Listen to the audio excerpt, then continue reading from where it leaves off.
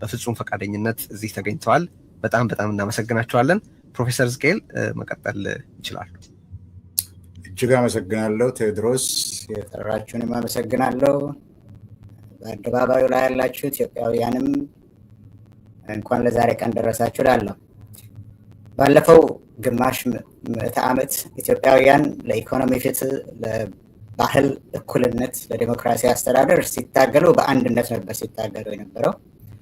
በሀገራችን ሰፍኖ የነበረ የመስፍናዊ አገዛዝ እንዲሁም ለዚህ አስተዳደር ምሰሶና ማገር ሆነው ሲደግፉት የነበሩት በዚያን ጊዜ ዓለም አቀፍ ኢምፔሪያሊዝም እና ቢሮክራሲያዊ ካፒታሊዝም በመቃወም ሲታገሉ ከዳር እስከ ዳር በአንድነት ነበር። በትግል ስልትና አንዳንድ ጥቃቅን ልዩነቶች ካልሆነ በስተቀር ግራ ዘመም ይሁን ቀኝ ክንፍ የሚባሉ የስርዓቱ ተቃዋሚዎች በሙሉ በትግሉ ላይ በአንድነት ነበር ሲሳተፉ የነበረው። ከቅርብ ጊዜ ወዲህ የነበረው የታሪካዊው የትግል አንድነት ተፍረክርቋል። የኢትዮጵያ ሕዝቦች የሚያደርጉት የመብት የማስከበር ትግል ቀድሞ ከነበረው የትግል አንድነትና አጋርነት ክፉኛ ርቋል። በዚህም ምክንያት ለመብቶች ሲደረግ የነበረው አገር አቀፍ ትግል መልኩንና ዓላማውን ለውጧል።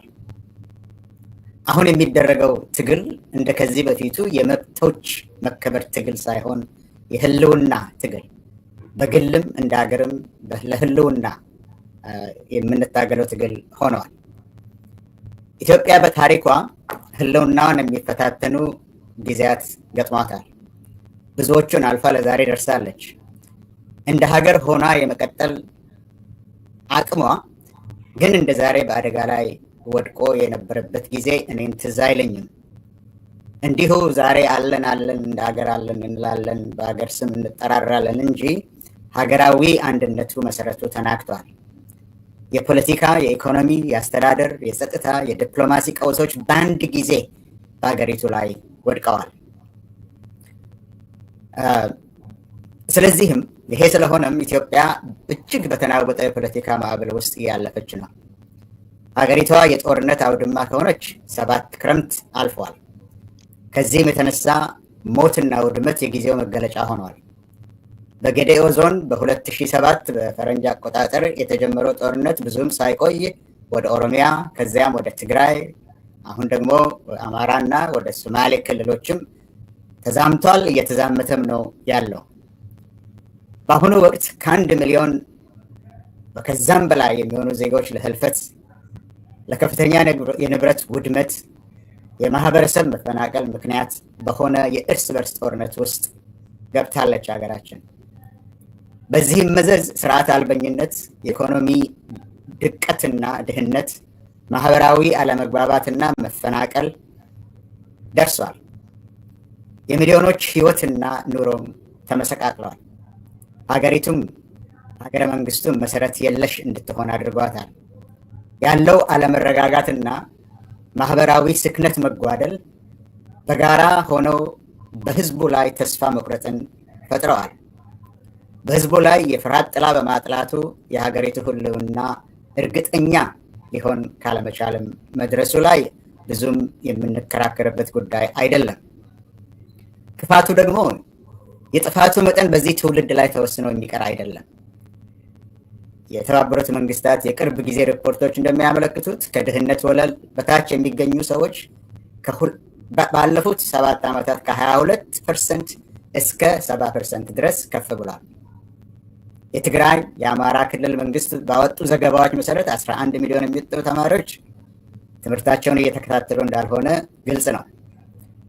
ምንም እንኳን ባለስልጣናት ሆን ብሎ ከትምህርት ውጭ ያሉ ተማሪዎች ቁጥር አሳንሰው ቢናገሩም ወደ ትጥቅ ትግሉ የሚቀላቀሉት ወጣቶች በኦሮሚያ ክልል እየጨመረ በመምጣቱ ወጣቶች በኦሮሚያ ክልል በትምህርት ላይ ያሉት ጥቂት እንደሆኑ ይታወቃል። በደቡብ ክልል ያሉትም እንደዚሁ ድሮ ቀድሞ ደቡብ በሚባለው ያለውም መስተዳደሮች መምህራን ደሞዝ መክፈል ባለመቻላቸው ትምህርት ቤቶች እንዲዘጉ አድርገዋል። በጦርነት ምክንያት የጤና መሰረተ ልማት ተቋማት በሞርታር ወይም በድሮን አገልግሎት ውጭ ተደርገዋል። ዩኒቨርሲቲዎች ተማሪዎችን እየተቀበሉ አይደሉም። ደሞዝ የሌላቸው አስተማሪዎች በህይወት ለመትረፍ ከተማሪዎች ጋር ምግብ ለመካፈል ሲታገሉ ይታያሉ። ሆስፒታሎች፣ ጤና ጣቢያዎች፣ ክሊኒኮች፣ ፋርማሲዎች ህብረተሰቦችን ለማገልገል ውጤታማ እንዳይሆኑ ተደርጓል። የጥላቻ ፖለቲካ በመንግስትም ሆነ መንግስታዊ ባልሆኑ አካላት ሲተገበር ማየት የተለመደ ሆኗል።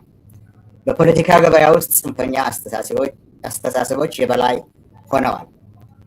ባለው ተጨባጭ ሁኔታ ሰላም ከሁሉም በላይ አስፈላጊ ሆኗል።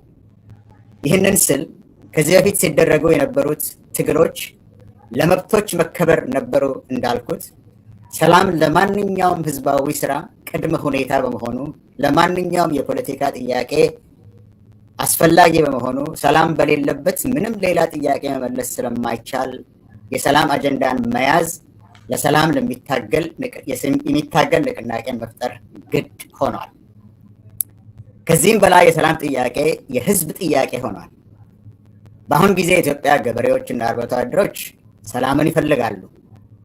የኢትዮጵያ ወታደሮች ወንድሞቹን መግደልና በወንድሞቹ መገደል ሰልችቷቸዋል።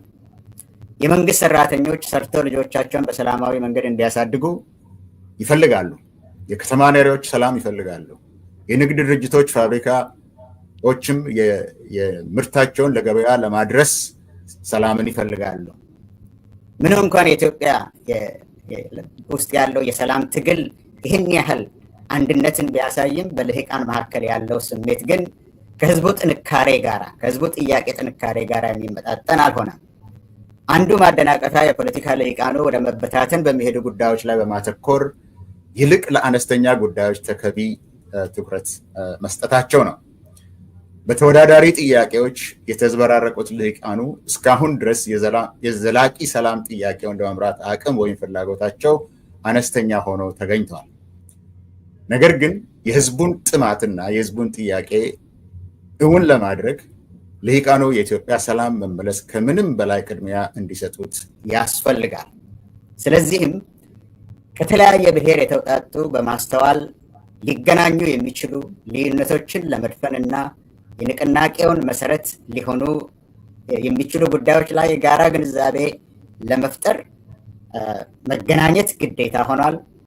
አብሮነት ኢትዮጵያ የሚለውም በዚህ ጉዳይ ላይ በአሁኑ ሰዓት መፈጠሩ ለዚህ ዓላማ ስኬት በጣም አስፈላጊ መሆኑ ታውቋል። ስለዚህም ከዚህ በኋላ የሰላም አጀንዳን የያዘ ህዝባዊ የሰላም ንቅናቄ መፍጠር እጅግ አስፈላጊ ይሆናል።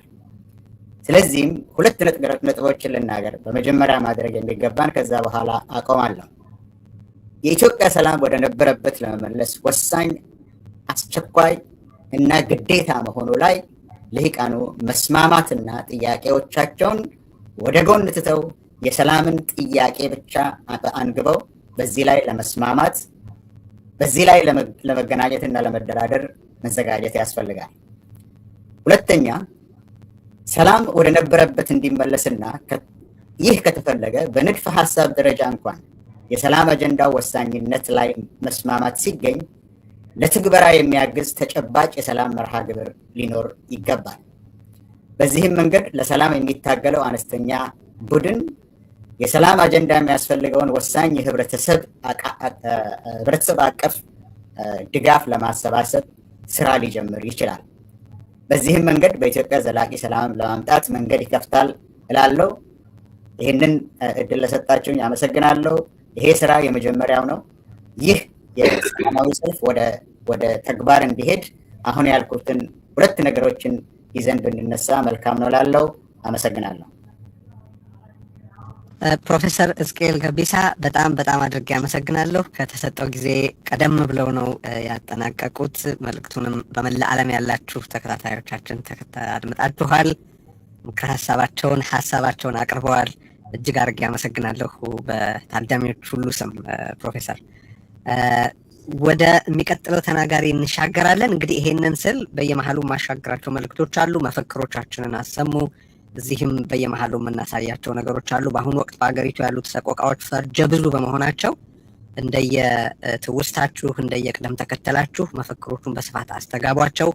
ጦርነት እንዲቆም፣ አገዛዝነት እንዲያበቃ፣ ዘላቂ ሰላም እንዲመጣ ያላችሁን መሻትና ፍላጎት አጠንክራችሁ ግለጹ። ዓለም ይስማው። ኢትዮጵያውያንም እርስ በርስ እንሰማማ። ወደ አንድ በጎ ግብ ለመነቃነቅ የሚያስችል ድባብ እንፍጠር ማለት ፈልጋለሁ። አቶ ዩሱፍ ያሲን ከአፋር